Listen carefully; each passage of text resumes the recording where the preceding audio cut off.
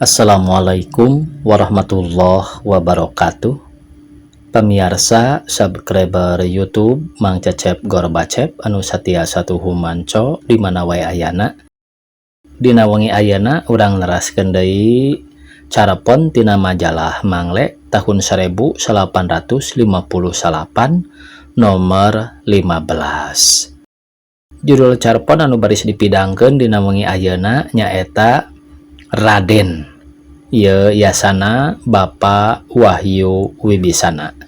Satea acan dipedari dongengna sakumaha biasa ngahaturkeun rewu nuhun laksa ketika bingahan kanu tos satiasa tuhu manco ngomen oge ngalaik kana ieu dongeng-dongeng Mang Cecep Gorbacep.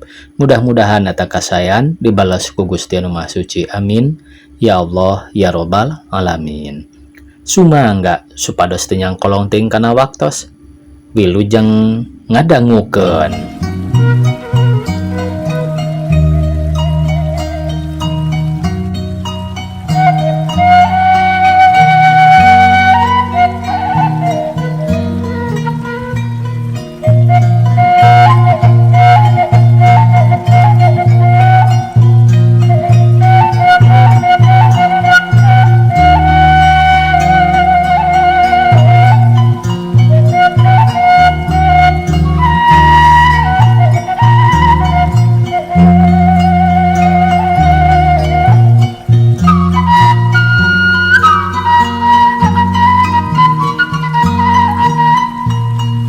Isuk ieu asa isuk nu jauh pangharepan, karasa pisan dina hawana kabehanana lir nu keur parwasa, tihang listrik cengkrang baregang keur teteleponan jeung pada baturna jeung suhunan-suhunan imah nu dibedak cahaya isuk-isuk keur jongjon maroyan.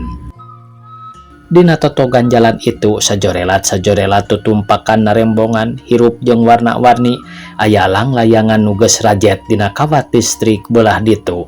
Blag reungit nu keur kajirat kuramat lancah, tapi dua japati haliber dasar meh kena kana kawat listrik tadi. Teup arenteup dina suhunan imah nu pangjangkungna. Jalan ka sakola asa pangling asa ningnang upama di jalanan, kuring ngajanteng di dinya asa jadi jelema tumamu. Tapi tetenjauan eta jeung sora eta anggar seperti biasa tukang sapu jalan. Srek-srekanana sapu nyere kena kana aspal sora isuk nu geus maneuh. Nu sok kapanggih upama kuring indit ka pagawean rek ngajar. Manehna teu pere ceuk hate malah tara pere sanajan poe Ahad. Poe-poena kabeh keeusian ku kawajiban. Sasapu terus sasapu unggal poe kuring jadi ingat kaki pasapon nu leungit sataun nu geus kaliwat. Kuring hayang nyaritakeun sagala rupa nu kuring nyaho tina hal dirina, saperti kuring biasa ngadongeng ka murid kuring saminggu sakali. Dumeh kawajiban kuring salaku hiji guru. Bulan rewah taun tukang sasapu jalan teh lain nu ayeuna geus kolot pisan nu baheula mah. Kuring bisa nataan tanda-tandana kulitna geus karenyot beungeutna lir diukir ukiran alam nu jadi teu sakahayangna sorangan. Nya dina kulitna tadi aya catetan-catetan tina hal hirupna bisa dibandingkeun jeung batu surat di zaman kuno. Pipina ge geus kemong herang dina legokna, tapi garing lir sumur musim katiga. Panona geus jero jeung kerep pisan kiceupna, kitu deui cahayana geus alum lir panon poe nyayang dina cawak gunung di belah kulon. Bibirna tangtu geus teu bekah deui saperti keur ngorana geus narilep ka jero kawas kembang hegar sore. Lalingkup deui dumeh peuting geus datang. Kumisna panjang teu diurus rada koneng tungtungna warna layung jeung buukna geus huis wungkul bodas boeh. Leungeunna geus palacer jeung ramona lir regang-regang peteu selong nu ngarang-rangan di sisi gawir. Manehna geus kolot pisan. Tapi unggal isuk ari kuring rek ka sakola jongjon keur sasapu. Duduk kuina kuring inget keneh duduk kuy cetok butut pulas habuk jeung talina kawas baheulana mah beureum. Jeung saperti nu sajen upama umurna geus tunggang gunung sok boga sifat nu taliti jeung sabar.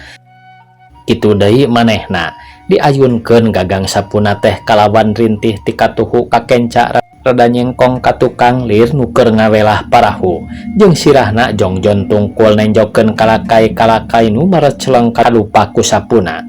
Nah manehna biasa nyieun babandingan antara dirina jeung kalakai tadi, kuring teu bisa mastikeun. Kungsi kuring boga pikiran, aing oge mun geus aki-aki tangtu kitu rupa teh malah bisa jadi rebutan tukang gambar, kuring dijadikeun model ku maranehna. Dumeh di kuring aya keureut aneh boa. Jadi upama kuring nilik-nilik rupana, lir seupama aya eunteng gede nu bisa nembus waktu jauh ka hareup. Didinya aya kalangkang kuring nu pikalucueun, upama ditilik ti jihad kuring ayeuna malah sakapeung mah sok power. Lebar teman upama ieu kulit kuring nu lita keneh, jaga kapaksa kudu kenyot seperti aki pasapon teh. Tapi kuring mastikeun yen pangalaman aki tadi jauh leuwih loba tibatan pangalaman kuring ayeuna. Dina hal ieu rumasa kuring eleh seperti biasa budak ngora yang hareupan jelema nu geus loba dahar uyah. Upama kuring nyaritakeun tina hal aki-aki tadi, kuring teu bisa misahkeun jeung hiji lalakon murid kuring nu ngaranna Raden. Memang mimitina mah kuring ge teu bisa ngahijikeun dua lalakon jelema tadi teh, tapi ayeuna mah eta dua lalakon teh geus ngahiji, geus jadi hiji gemblengan nu teu bisa dipisah-pisahkeun deui. Antara si Aki jeung si Raden dina ieu lalakon can aya hiji adegan nu ngahiji salawasna pa jauh, boh waktuna boh tempatna di lir lalakon dua nagara nu boga sajarahna masing-masing nu mandiri. Si Aki tukang sapu jalan jeung si Raden murid kuring nupang bengalna di kelas beungeutna pasagi, panonna sipit jeung buukna cucuk landak hese di sisiranana mindang kuring keheul ka manehna, dumeh manehna nyieun pagawean nu minculak ti baturna.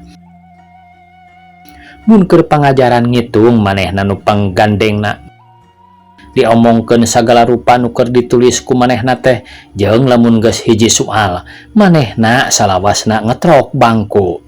Kuring geus bisa mastikeun eta 10 ketrok hartina 10 soalan nu geus dipigawe ku si Raden. Kusangkaan manehna ulah kitu, tapi sifatna teu bisa dirobah deui jeung sabenerna. Kuring kudu ngarti salaku hiji guru yen manehna boga tipe motoris beda jeung Yusuf nu boga tipe visual. Raden hatena pinuh ku gerak, malahnya gerak-gerak ieu jadi tanda manehna bakal kasiksa upama ieu sifatna ku kuring diteken teuing. Jeung upama nya kitu kuring geus ngarobah sifat alam nu aya di manehna. Tapi da kuring ge jelema sanajan guru nu teu bisa ngaleungitkeun sama sakali sifat-sifat kuring nu goreng, kangewan nu nataku kungsi ditujukeun ka hiji murid. Dumeh eta murid teh geus nyintreuk hate kuring. Basa kuring keur ngajarkeun ilmu bumi, kuring nyaritakeun yen salju teh bodas rupana tiis mun dicagap ayana di nagara nu iklimna tiis atawa di gunung nu luhur pisan. Pagunungan salju upamana di Pulau Irian. Nah bat aya hiji murid nu ngeker kuring ku bukuna digolongkeun. Ti ditu namah kekerna meureun. Kuring eureun nyarita di perong eta budak teh bari nyentak, "Raden, manehna ngagebeg." Bari neundeun bukuna ka tembong yen manehna teh reuaseun naker tuluy sidakep bari melong kana bor kaku pisan ka tembongna teh. Harita kuring ambek ka manehna, kuring ge teu pati ngarti. Nah bat ambek teh kabina-bina teuing, padahal kasalahan Raden teh teu piraapan. Harita kuring teh teu bisa nyambungkeun kajadian di kelas bieu jeung kajadian tadi samemeh kuring indit ka sakola. Poe eta memang poe nu dimimitian ku kakeheul, dumeh calana kolor kuring leungit deui. Kuring rada ambek ka si bibi nu biasa mangnyeuseuhankeun pakaian jero kuring. Kitu deui kuring teu insap yen kuring ge baheula basa keur sagede si Raden nya kitu kalakuan teh malah leuwih boa. Jadi upama dipikir-pikir kuring atawa kabeh guru lalicik lolobana mah kaum guru nyawang kaayaan atawa kalakuan muridna teh ngan wungkul tina dirina ayeuna lolobana kaasup kuring. Sanajan geus diajar ilmu jiwa di sakola guru teu bisa ngenteng kana dirina jauh samemeh eta guru teh dewasa. Jadi upama kitu di kelas aya hiji jiwa nu geus sampe nyang hareupan jiwa-jiwa nu rek malekar, ieu kacida patonggong-tonggongna. Jeung deuna teu lucu upama kuring nyarekan kieu, "Raden, nanaonan eta teh? Teundeun." Nilik dina laguna memang kuring ambak tapi nilik kana sebutan nu dipake ku kuring ka manehna. Heuheuy, asa teu merenah pisan. Raden hiji titel jelema luhur, jelema nu boga getih hade, kitu ceuk basa Sunda, jeung kitu cenah sajarahna. Tapi kana sajarah Raden baheula kuring ge teu nyaho. Ngan nu sidik, manehna teh anak Muhammad Nurdin nu digawena di PU. Kuring can papanggih jeung bapana lantaran unggal aya rapat POMG. Bapa Raden tara datang, jeung kuring teu nyaho naha Muhammad Nurdin teh. Boga ti teh Raden atawa henteu? Upama henteu, nya beuki poek wae atuh riwayat Raden teh, kuring teu bisa mastikeun jeung teu bisa ngararampa. Anjang sono kakolot barudak kuring tara, sanajan ieu teh memang kewajiban guru. Upama kuring ditanya naha, tangtu kuring bisa ngarang alasan-alasan nu istimewa. Kusaha wae ditanya nama sanajan ku inspektur oge. Alhasil ka Muhammad Nurdin bapa si Raden teh kuring ngan wawuh ngaran wungkul. Dina buku sifat anak-anak kuring mere katerangan kieu ka Raden, tipe motoris minda ngaganggu suasana kelas. Di luar manehna dipikasieun ku babaturanna pangajaran nu pangdipikaresepna nyaeta pendidikan jasmani. Raden teh nyaeta di kelas nu dicekel ku kuring 15 tahun umurna, kelas genap. Dagingna bangun gararing, tulangna jiga tareuas jeung panonna nu sipit teh nambahan pikasieun baturna. Manehna kapten main bal mun kelasna diadu jeung kelas sejen, biasana manehna jadi galandang.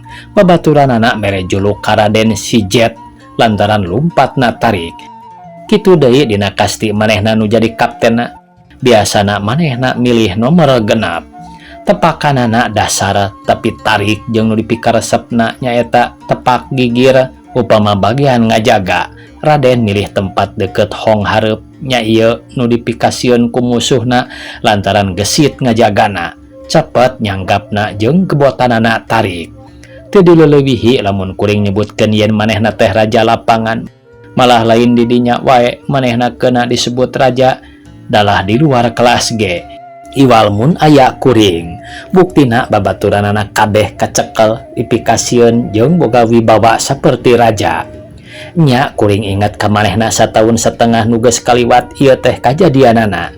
Kacipta kabehanana ge tuh tingkah lakuna, sorakna, ngagebegna, ngaharukna jeung sagala rupana. Ingat keneh basa ka kelas kuring aya murid anyar nu pindah ti sakola sejen, Komarudin ngaranna teh. Budak hideung, leutik jeung cimpoy. Ku datangna Komarudin di kelas teh aya hiji parobahan nu teu disangka-sangka ti anggalna. Harita kuring banget teu ngarti naon nu aya di manehna jeung dikumahakeun eta kelas teh ku manehna. Kelas jadi aman, lumeh Raden si raja teh lir nu ridho ngalesotkeun kakawasaanana. Ayeuna Raden jadi beda, jadi lungguh teu loba omong cara bareto samemeh Komarudin asup. Ditilik dina kanyataan jeung kajujuran, kuring kudu angkat tangan ka Komarudin, murid kuring nu geus bisa ngayakeun perubahan dina jiwa Raden. Nu tibareto teu bisa ditalukeun ku kuring mah. Di Komarudin aya hiji tenaga gaib, kitu pikiran kuring harita jeung kuringan bati heran. Tapi sama sakali kuring teu boga niat nanyakeun naon marga lantaranana, boh ka Komarudin boh ka Raden oge. Tadi kuring nyebutkeun yen di Komarudin aya tenaga gaib nu bisa ngelehkeun jiwa Raden nu bedang. Buktina upama kabeneran Komarudin teu sakola, Raden boga sifat seperti bareto deui, jadi raja deui. Aneh lain. Padahal nilai kana jasmani eta dua budak kacida ganjorna. Raden gede jeung kereng tapi Komarudin leutik jeung cimpoy, jeung deui upama kabudak leutik nu sejen. Ka Yusuf upamana Raden salawasna hayang di luhur dina sagala rupana. Ieu hiji rahasia. Dina hiji poe di buruan sakola barudak keur maraen bal, Raden tangtu milu saperti biasa jadi gelandang. Musuhna nu lalajo upama Raden mawa bal, gogorowokan, awas si Jet, awas si Jet. Ieu kawasna mawa sumangat ka Raden malah beki lila beki mindang demonstrasi sagala mapanas lawana jeung gogorowokan beki meuweuh. Basa Raden mawa bal nyuruwuk ka hareupeun gawang lawang Komarudin kaseredkeun ku babaturanana nepi ka ngahalangan Raden. Kahalangan kieu Raden gancang ngoer bala ka kenca teu dihaja kawasna mah Komarudin karengkas nepi ka labuh. Komarudin cerik bari hudang manehna nyarekan Raden. Sesapu nyere cenah ngadengi ieu babaturanana nu lalajo milu ngagorowok. Hop sesapu nyere, hop sesapu nyere rejet. Raden teu ngalawan malah katembong dina romana manehna bangun hanjakaleun nakara. Babari pisan kuring salaku hiji guru nganggeuskeun ieu kajadian barudak dititah arasup sanajan can waktuna. Jeung saperti biasa ari geus araya di jero kelas kuring mere nasehat, mamatahan, ngagelandang, nyarekan atawa nyetrap. Nya ieu nu luar tina naon nu ditulis dina buku persiapan ti peuting sanajan aya kalana keur nu kitu teh nyokot waktu sajam pangajaran. Ti harita ti basa kajadian Komarudin cerik teh kuring ingat wae kana omongan sisapu nyere perjet cenah. Nah omongan ieu nu bisa ngelehkeun Raden kuring teu nyaho nu bukti ti harita Raden beki sieunneun ku Komarudin beki lungguh malah jadi ku uleun. 2 minggu ti harita Raden teu sakola sapoe 2 poe nepi ka saminggu. Kuring nanyakeun ka barudak saha nu nyaho imahna. Komarudin ngacung. Ditanyakeun naon sababna manehna ngajawab yen aki Raden gering parna. Ingat keneh harita teh bulan Rewah tahun tukang pisamingun deui ka bulan puasa. Ayeuna geus puasa deui. Kuring ngajanteng di sisi jalan isuk. Isuk. Tihang listrik cengkrang baregang keur teteleponan jeung baturna jeung tukang sapu jalan beki lila beki deket. Tahun tukang sapu jalan teh lain manehna nu baheula mah geus aki-aki ari nu ayeuna budak ngora buukna rancung beungeutna pasagi jeung panonna sipit. Wilujeng enjing Pak, tukang sapu jalan teh mere hormat ka kuring. Raden, jawab kuring, manehna terus sasapu. Dina hate murid aing geus bisa ngala duit budak nu boga tipe motoris jadi tukang sapu jalan keuna oge, tapi kuring ngahelas. Geus lila kuring bisa nepungkeun lalakon Raden jeung lalakon tukang sapu jalan nu baheula duanana geus ngahiji, geus jadi hiji gemblengan nu teu bisa dipisah-pisah deui jeung dina patepungna eta 2 lalakon aya rasa watir kanu boga ka Raden khususna. Dina hiji isuk bulan puasa kuring geus ngadongeng, tapi isuk ieu asa isuk nu jauh pangharepan karasa pisan dina hawana kadenge dina srek-srekanana sora sapu Raden. Tamat pamirsa carepon anu judulna Raden. Sakitu anu tiasa kapiatur. Wassalamualaikum warahmatullahi wabarakatuh.